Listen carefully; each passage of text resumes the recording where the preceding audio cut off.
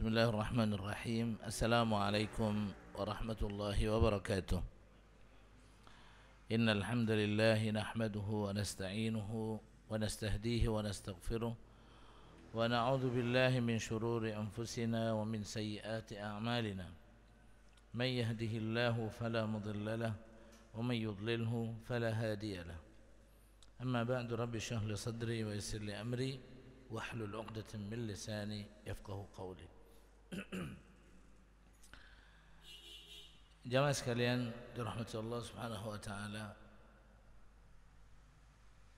tak jemu-jemunya kita memanjatkan puja dan syukur kehadirat Allah Subhanahu wa taala atas segala nikmat yang Allah Subhanahu wa taala karuniakan kepada kita. Wa ma bikum min ni'matin faminallah. Tak ada nikmat apapun yang kita rasakan kecuali datangnya dari Allah Subhanahu wa taala. La in syakartum la azidannakum. Jika kalian pandai bersyukur, pasti kami akan tambah kepada kalian nikmat kami. Salawat serta salam mudah-mudahan tercurahkan kehadiran Nabi kita Muhammad sallallahu alaihi wasallam, teriring harapan mudah-mudahan Allah Subhanahu wa taala menjadikan kita bahagian dari umatnya yang mendapatkan syafaat beliau nanti di yaumil akhir. Amin ya rabbal alamin. Jemaah sekalian dirahmati Allah Subhanahu wa taala, bab yang akan kita baca pada sore hari ini atau petang hari ini adalah bab tentang babu ihtimalil adza. Jadi bab kemampuan atau mampu bertahan menghadapi gangguan.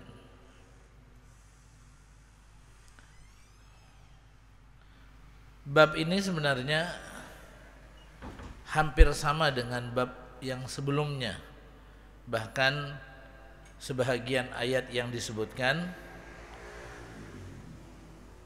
adalah ayat-ayat yang ada di bab sebelumnya.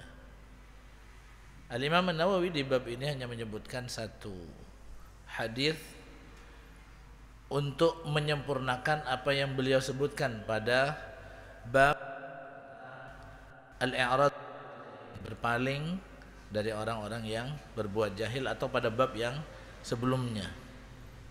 Karena hadis-hadis yang di bab sebelumnya ini juga bisa dijadikan sebagai bahagian dari bab ihtimal al-adza. Jamaah sekalian dirahmati Allah Subhanahu wa taala, memang bab-bab terakhir dari atau bab-bab atau pembahasan-pembahasan terakhir di majelis kita ini banyak berbicara tentang ketinggian akhlak seseorang, bagaimana seorang seharusnya sebagai seorang muslim mempunyai akhlak yang baik. Kalaupun dihadapkan di masyarakat nanti dengan sikap yang tidak pantas seharusnya, bagaimana dia bisa al-i'radu 'anil jahilin, jadi tidak menganggap apa yang dihadapinya dari gangguan dan lain semacamnya itu tidak dianggap apa-apa, ya. Atau orang Arab dalam kaidahnya mengatakan begini, idza, karena tidak semua orang memang mempunyai akhlak dan sikap yang baik di masyarakat, itu pasti kita akan mendapati hal-hal yang tidak menyenangkan, bahkan yang menyakitkan kita. Tapi ada kaidahnya, gampangnya begini katanya, idza bulita bi syakhsin la khalaqa lahu fakun ka'annaka lam tasma' wa lam yaqul. Jadi kalau kita mendapatkan gangguan, salah satunya misalnya dengan lisan, kita dicaci, kita dimaki, atau kita fakun, maka jadilah kamu ka'annaka lam tasma', seakan-akan engkau tidak mendengar, walam yaqul, dan dia tidak juga mengatakan apa-apa. Jadi dibiarkan aja sudah, ya. Kaidahnya secara umum seperti itu. Di bab sebelumnya Al-Imam An-Nawawi menyebutkan hadis-hadis yang mendorong kita untuk kita bisa menahan amarah, ya. Ketika kita dihadapkan dengan kondisi semacam ini. Makanya hadis yang atau ayat yang disebutkan di bab yang sebelumnya, di antaranya itu adalah wal kadhiminal ghaidha wal afina 'anil nas. Jadi bagaimana orang bisa menahan amarahnya, wal kadhiminal ghaidha.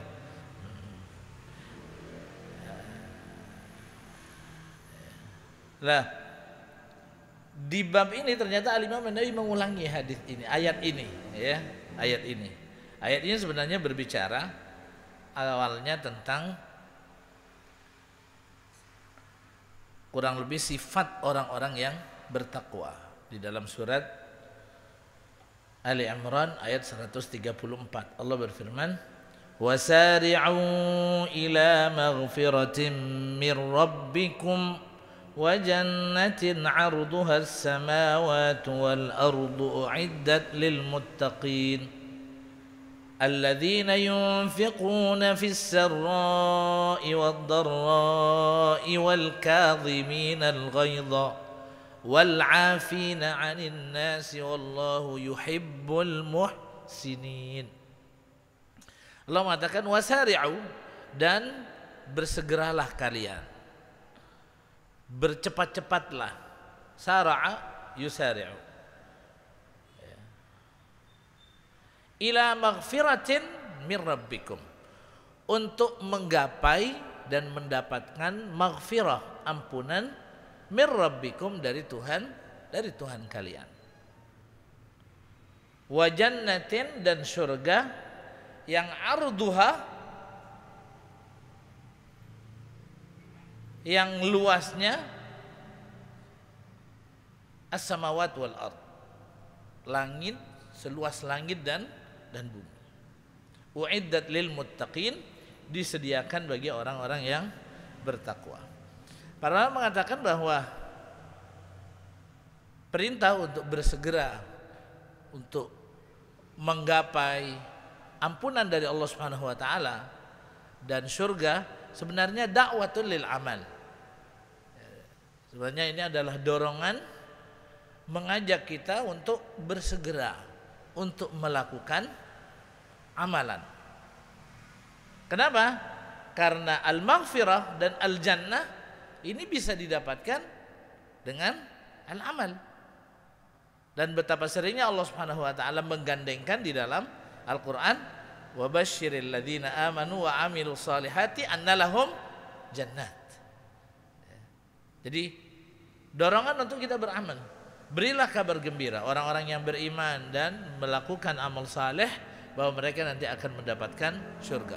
Jadi secara tidak langsung kita diperintahkan oleh Allah Subhanahu wa taala untuk bersegera melakukan amal dan jangan menunda-nunda.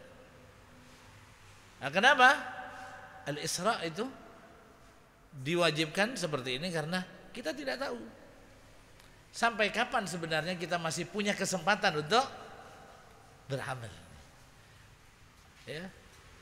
Kesempatan untuk hidup yang diberikan oleh Allah Subhanahu wa taala sampai kapan? Khawatir ajal datang menjemput sebelum kita sempat melakukan amalan yang menjadi penyebab seseorang mendapatkan ampunan Allah Subhanahu wa taala dan surga darinya. Kemudian surga yang luasnya seperti langit dan bumi itu uiddat lil muttaqin. Allah katakan bahwa itu disediakan untuk orang-orang yang bertakwa. Lalu disebutkan di situ sifat-sifat orang yang bertakwa. Di antaranya adalah alladzina yunfiquna fis sarra'i wad dharra. Jadi mereka yang tetap mau berinfak, mau bersedekah fis sarra wad dharra, dalam keadaan lapang atau dalam keadaan sempit. Jadi bukan hanya ketika kaya, ya, jadi nunggu jadi miliarder misalnya kemudian dia baru berinfak, enggak. Hatta masih baru mulai mungkin membuka usaha atau mungkin tidak punya usaha tapi dia dapat penghasilan dari beasiswa atau dari orang tua dan lain semacamnya, dia mampu untuk menyisihkan ya, sebahagian untuk diberikan kepada yang membutuhkan. Alladzina yunfiquna fis sarra wad dharra. Kemudian disebutkan juga, nah ini dia di bab kita, wal kadhiminal ghaidha. Jadi dan orang-orang yang mampu untuk mengendalikan amarahnya. Kadhiminal ghaidha, kadhama al-ghaidh itu artinya berasal dari kata, dari segi bahasa itu kadhamal qirbah. Jadi mengikat tempat minum. Jadi dulu orang Arab punya tempat minum yang biasa digunakan oleh mereka untuk jalan ya, terbuat dari kulit. Jadi diisi dengan air, kemudian diikat bagian atasnya kayak kantong. Kulitnya itu lemas, sudah disamak soalnya kan. Kemudian diikat, kemudian biasanya nanti akan digantung di kudanya atau di kendaraannya. Nah, tentu saja jemaah sekalian, ketika berjalan nanti akan terjadi goncangan ya. Dan bisa saja air yang ada di dalam itu bisa keluar ya. Makanya dia itu harus kadhamal qirbah. Jadi dia harus mengikatnya dengan kuat sehingga goncangan apapun yang terjadi di dalam itu tidak akan mengeluarkan air gitu. Ini asalnya seperti itu. Lalu Allah mengatakan wal kadhiminal ghaidha. Amarah juga sama seperti itu. Jadi orang mendapatkan perlakuan yang tidak baik ya, dari orang lain, hatinya pasti marah. Gak ada kan orang disakitin sama orang lain lalu senyum-senyum, ditanya, "Pak, kenapa kok senang?" "Iya, saya habis disakitin sama orang." Gak ada. Pasti hatinya dongkol gitu kan. Tapi kadhamal ghaidh itu artinya jadi dia ikat tuh yang kuat sehingga dia tidak mengeluarkan. Jadi apa yang ada di dalam hatinya itu tidak keluar karena diikat dengan kuat. Jadi asalnya seperti itu. Jadi dari kata-kata tidak diterjemahkan, ya. Jadi kemarahan yang ada di dalam hati itu yang bergejolak tidak diungkapkan dengan kata-kata, tidak diterjemahkan dengan perbuatan. Misalnya dengan ngelempar, ya, nempeleng dan lain sebagainya. Enggak, tidak. Ini al-kadhiminal ghaidha, ya. Dan luar biasa jemaah sekalian, Nabi SAW itu memberikan contoh buat kita. Jadi ketika perang Uhud, semua kita tahu ini adalah kejadian yang menyakitkan hati Nabi SAW. Banyak di antara sahabat beliau yang meninggal, dan di antara mereka adalah orang-orang yang beliau cintai, merupakan bahagian dari kerabat beliau, yaitu paman beliau sendiri yang namanya Hamzah. Beliau sendiri saat itu juga mendapatkan ujian dari Allah Subhanahu wa taala, terjerembab ke tanah ya, ke lubang, giginya patah, mulutnya berisi pasir ya dan darah jemaah sekalian. Kemudian paman beliau Hamzah yang sangat beliau cintai meninggal juga, dibunuh, dan bukan hanya dibunuh saja, tapi semacam dimutilasi lah, ya, dibelah dadanya oleh jadi perintah dari Hindun. Kemudian hatinya itu, jantungnya dikeluarkan, kemudian dikunyah, ya. Pinginnya dia ingin memakannya gitu ya, supaya jadi ada ceritanya orang mau makan hati gitu ya, makan jantung gitu. Tapi Allah Subhanahu wa taala tidak mengizinkan itu. Ya. Akhirnya nggak bisa dia nelennya. Akhirnya dikeluarkan kembali. Jadi hanya dikunyah saja, kemudian dikeluarkan. Nah, ketika Nabi SAW mengetahui, mendapatkan informasi bahwa Hamzah terbunuh, kemudian dadanya dibelah, kemudian jantungnya diambil dan digigit, dikunyah oleh Hindun, hanya saja dikeluarkan kembali. Nabi SAW mengatakan, makana Allahu liyu'adzaba ba'dan min Hamzata finnar. Jadi maka Allahu liyu'adziba ba'dan min Hamzata finnar. Tidak mungkin katanya. Ya, setelah Nabi tahu bahwa Hindun makan kemudian dikeluarkan kembali, Nabi mengatakan seperti itu. Allah itu tidak mungkin menjadikan sebahagian saja dari tubuhnya Hamzah itu masuk ke dalam neraka, enggak mungkin. Itulah kenapa akhirnya dikeluarkan. Sebab kalau tidak dikeluarkan, dia masuk gitu kan, dia akan menjadi bahagian dari tubuhnya Hind, dan Hind akan masuk neraka.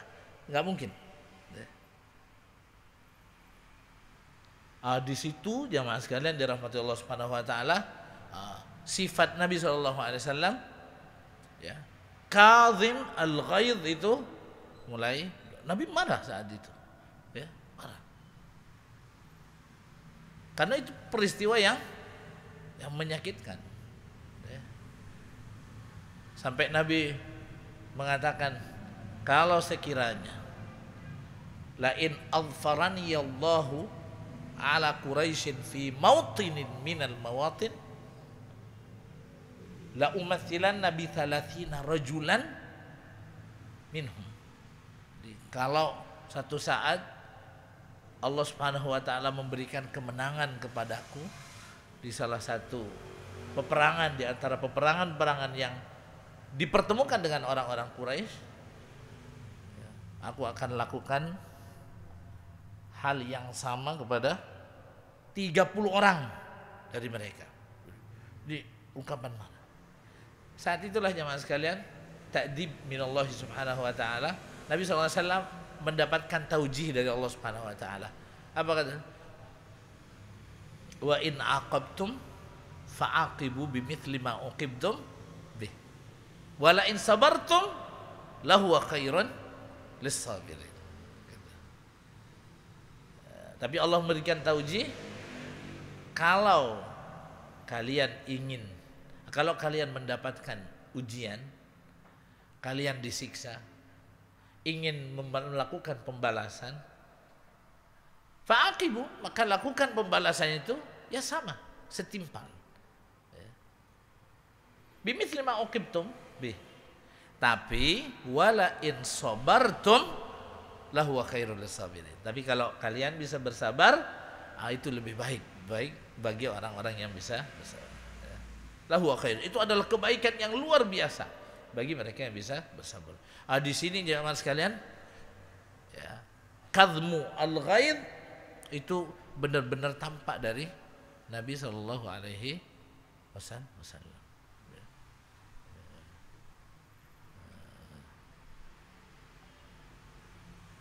Ihtimal al-adha, jadi beliau mau menanggung itu, walaupun nanti diceritakan bahwa yang membunuhnya itu juga, ya, masuk Islam. Nabi SAW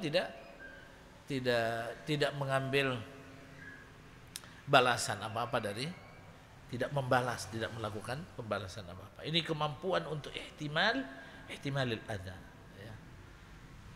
Dan pantaslah beliau, ya, mendapatkan julukan sebagai orang yang mempunyai akhlak yang tinggi, dipuji oleh Allah Subhanahu wa taala. Jadi wal kadhimin, dan bukan ya, al kadhimin al ghaidha, orang yang menahan amarahnya, ya. Bisa saja amarah itu masih ada, cuman ditahan. Al martabatus tsaniyah, tingkatan berikutnya itu adalah wal afina 'anil nas. Memberikan maaf. Nah, kalau memberikan maaf ini bisa sampai menghilangkan apa yang ada di dalam hati, ya. Dan ini susah ya Mas sekalian, ya. Wal afina 'anil nas. Bahkan tingkatan ketiganya apa? Ya, wal afina wallahu yuhibbul muhsinin. Jadi membalas keburukan itu dengan kebaikan. Ini tingkatan yang kedua. Jadi ini berurutan ya. Wal kadhiminal ghaidha wal afina 'anil nas wallahu yuhibbul muhsinin. Allah suka kepada orang-orang yang melakukan kebajikan. Ini sebagaimana ini ma'al martabat tsalitsah. Ini urutan tingkatan yang ketiga yang paling tinggi, di mana orang bisa memberikan balasan untuk kejelekan yang dilakukan oleh orang dengan kebaikan. Ya, persis ketika Allah menceritakan tentang ibadur rahman, wa idza khatabahumul jahiluna qalu salama. Dan apabila ada orang-orang jahil yang berbicara dengan dia, menyakitkan, ngejek dia dan lain semacamnya, dia tidak membalasnya, tapi qalu salama. Dia menjawab dengan kata-kata yang mengandung perdamaian. Mengandung keselamatan, memberikan keselamatan bagi dia dari dosa. Ya kalau ejek dibalas dengan ngejeknya sama aja jamaah sekalian akhirnya. Ya. Orang Arab mengupayakan kalau kita digigit anjing, nggak mungkin lah kita juga menggigit anjing itu. Ya. Kalau sama-sama digigit, sama-sama menggigit, ya nggak ada bedanya. Ya. Nah, orang yang mempunyai akhlak yang tinggi, dia tidak akan melakukan itu, ya. Wallahu yuhibbul muhsinin, ya. Kemudian wala man sabara, ayat berikutnya di dalam surat Asy-Syura Allah mengatakan wala man sabara wa ghafara inna dzalika lamin azmil umur. Dan sesungguhnya orang yang bisa bersabar, menanggung gangguan dari orang yang menyakitkan sekalipun, ya. Bahkan wa ghafara, dia bisa memberikan maaf. Inna dzalika, sesungguhnya hal itu lamin azmil umur, sungguh merupakan bahagian dari perkara-perkara yang diperintahkan secara syariat. Ya. Artinya memang ada dorongan dari syariat, dari Allah Subhanahu wa taala agar kita ini mempunyai akhlak semacam itu. Inna dzalika lamin azmil umur. Dan setiap orang akan mengambil dari akhlak yang mulia ini, ya bahagiannya sesuai dengan kemampuan. Orang yang punya keimanan yang tinggi, mungkin dia akan mengambil bahagian yang cukup banyak. Ya. Dan ini jamaah sekalian rahmatullah Allah Subhanahu wa taala sebenarnya dibutuhkan oleh kita semua, baik ketika melaksanakan atau ketika kita melaksanakan tugas kita sebagai seorang muslim yang diperintahkan oleh Allah Subhanahu wa taala untuk mengajak orang-orang ke jalan Allah Subhanahu wa taala atau berdakwah, atau dalam kehidupan kita sehari-hari. Ya. Yang kita lihat di hadis-hadis sebelumnya, ini contoh-contoh bagaimana Nabi SAW itu mempunyai sifat ihtimalul adha ketika menjalankan dakwah. Ketika Nabi SAW pergi ke Taif, ya. Saat orang-orang di kota Makkah sudah menutup kesempatan untuk Nabi SAW berdakwah di situ, beliau pergi ke Taif, 10 atau sekitar 80 mil dari kota Makkah dengan berjalan kaki. Di situ selama 10 hari dan beliau tidak mendapatkan sambutan. Yang beliau dapatkan adalah sambitan, dilempar dengan batu. Tapi ternyata ini ihtimal al-adha. Ini kita sudah sebutkan pada hadis yang sebelumnya atau bab sebelumnya, di mana Jibril sampai datang, ya, bersama dengan malaikat gunung, ingin memberikan bantuan, ingin menghancurkan orang-orang yang ada di Taif, ya. Tapi Nabi SAW menolak itu, ya. Ini ketika menjalani, dan ini bahagian yang cukup menyakitkan Nabi SAW dalam episode beliau berdakwah, ya. Atau dalam kehidupan kita sehari-hari, misalnya kita pasti berinteraksi, ya, dengan tetangga, dengan siapapun yang kita temui. Pasti saja ada di antara mereka yang mungkin sikapnya akan menyakitkan kita dan lain semacamnya. Nabi SAW juga sama. Nabi kadang-kadang, Nabi pernah punya hutang gitu misalnya, kemudian ditagih hutangnya dengan cara yang kasar, ya. Ihtimalul adza ini bisa saja jamaah sekalian menjadi salah satu di antara siasa min siasati injahi ad-da'wah. Jadi salah satu cara untuk kita bisa sukses untuk mengajak orang kepada kebenaran. Dan kita lihat memang sikap seperti ini dalam kehidupan Nabi SAW sangat menarik orang yang di luar Islam. Sebahagian orang kadang-kadang dia melihat mukjizat. Orang-orang kafir itu melihat mukjizat yang luar biasa, hampir semuanya melihat. Tapi tidak semuanya, tidak ada jaminan setelah melihat mukjizat mereka itu masuk dan Islam dan mendapatkan hidayah, enggak ada jaminan. Ya, karena semua orang zaman dulu misalnya mereka melihat kejadian bagaimana Nabi SAW dengan izin Allah Subhanahu Wa Taala membelah bulan misalnya, karena di atas kan, dan semuanya orang tahu. Tapi tidak setelah itu mereka semuanya masuk Islam, enggak, ya, enggak semua. Tapi yang menarik adalah bagaimana ternyata akhlak dan sikap Nabi SAW yang pemaaf, kemudian mampu bertahan menghadapi gangguan, itu menarik buat mereka.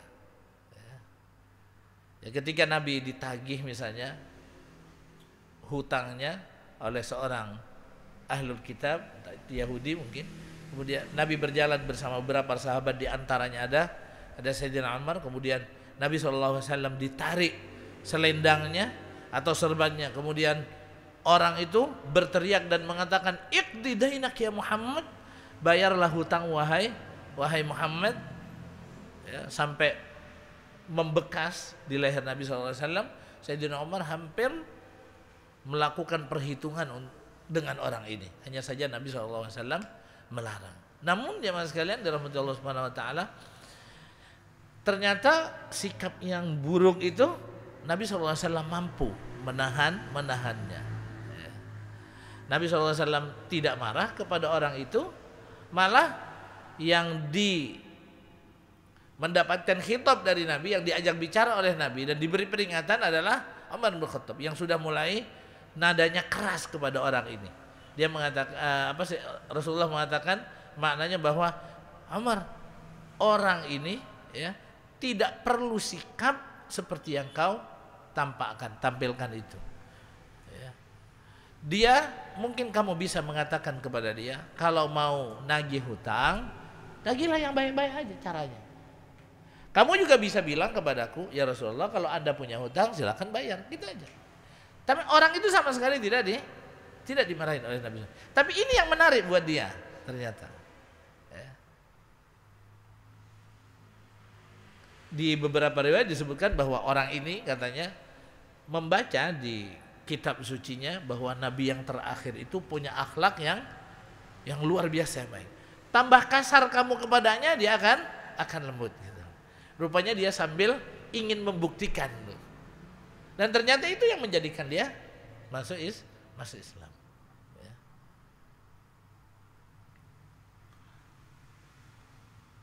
Diceritakan jemaah sekalian bahwa Al-Imam Hasan Al-Basri, ya, dia punya tetangga seorang Nasrani.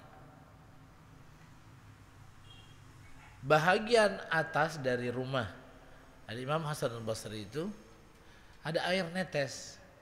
Jadi rupanya ada saluran air kotor dari rumah tetangganya itu yang masuk ke rumahnya Al-Imam Hasan al-Basri. Hasan al-Basri ini dari tabi'in, ya. Sebenarnya dia di Madinah asalnya, jemaah sekalian, ya. Kemudian dia pindah ke dan hidup bersama dengan para sahabat, belajar dari Ummul Mukminin, ya. Bahkan dia juga tinggal di mana? Di Madinah itu bersama dengan keluarga Nabi SAW, karena ibunya, ya, bekerja di rumah Ummul Mukminin, kalau nggak salah Ummu Salamah, ya. Bahkan Al Hasan al Basri ini pernah ketika ibunya diminta untuk mengerjakan sesuatu oleh Ummu Salamah, keluar. Hasan al Basri ketika bayi saat itu menangis dan disusuin oleh Ummul Mukminin. Setelah itu dewasa, dia banyak belajar, kemudian dia pindah ke Basrah, akhirnya dikenal dengan Hasan al-Basri. Nah, dia ini tetangganya yang Nasrani itu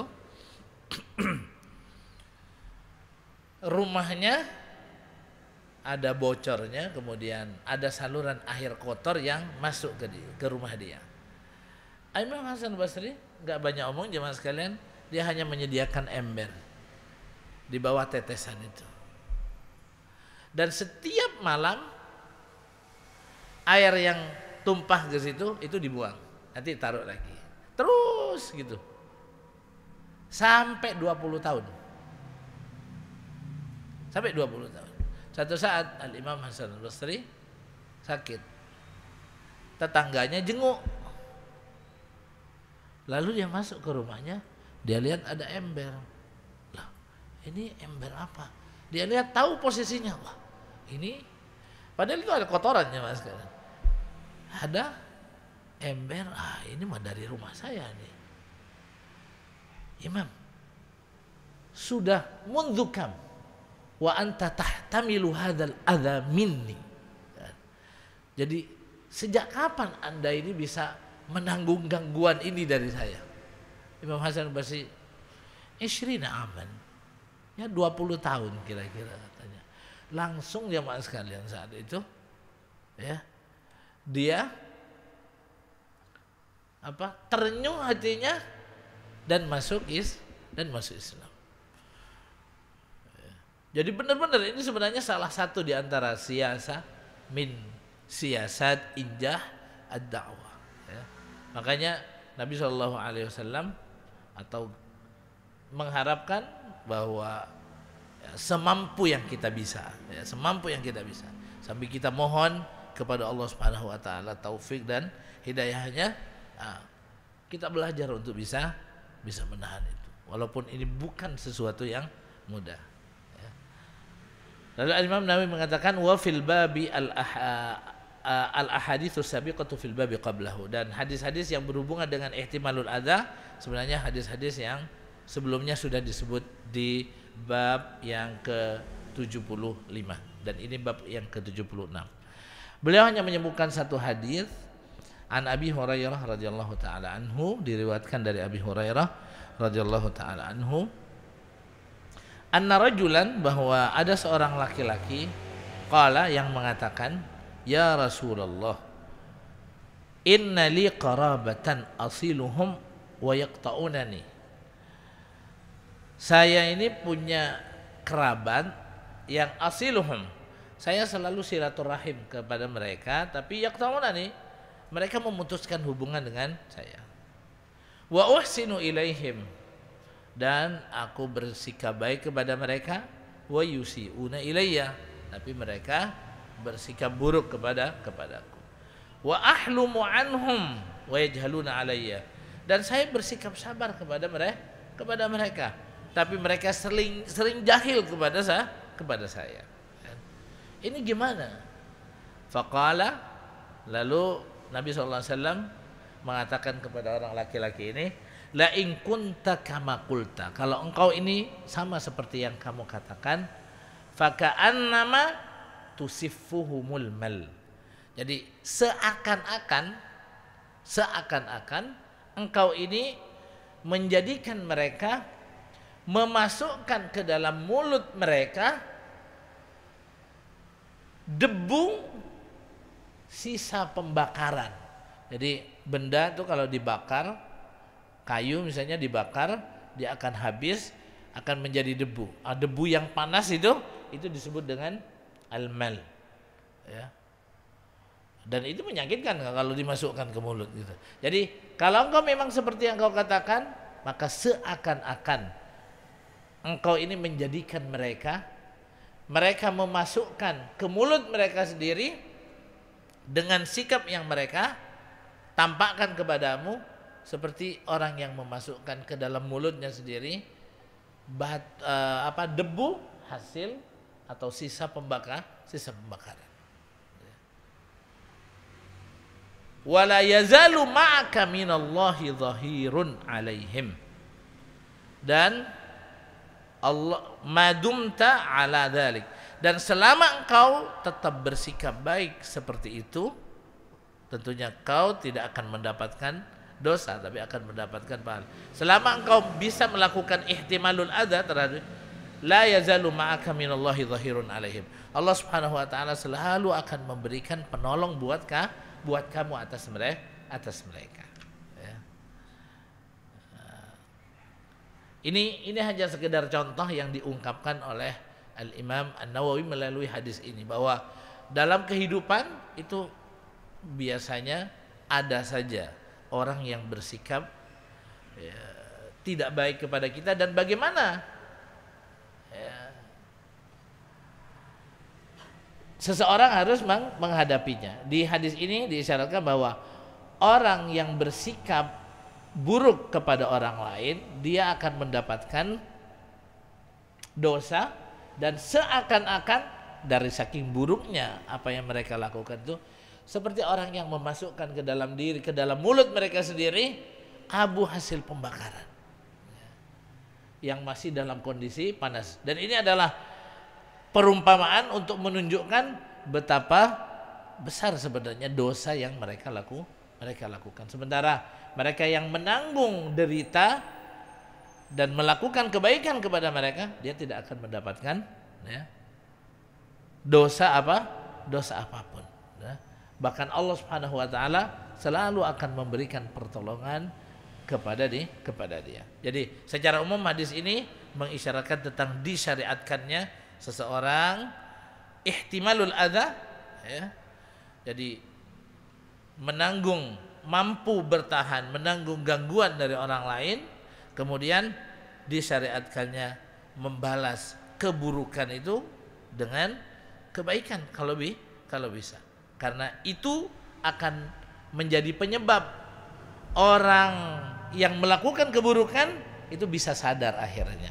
Seperti cerita yang disebutkan pada masa Al-Imam Hasan al-Basri. Jamaah sekalian dirahmati Allah Subhanahu wa taala, ya, betapa butuhnya kita pada zaman sekarang ini pada sifat-sifat semacam ini. Kita tinggal berdoa saja kepada Allah Subhanahu wa taala. Ya, mudah-mudahan Allah berikan kemampuan kita, berikan kekuatan kepada kita untuk tidak hanya membicarakan sifat-sifat yang baik ini di majelis kita, tapi kita bisa menerjemahkannya juga dalam kehidupan kita, bit taufik minallah Subhanahu wa taala, dengan memohon kita taufik dan kekuatan dari Allah Subhanahu wa taala. Mungkin ini saja yang dapat saya sampaikan. Makasih atas segala perhatian, mohon maaf atas segala kurangan. Hadanallahu wa iyyakum ajma'in wal afu minkum. Wassalamualaikum warahmatullahi wabarakatuh.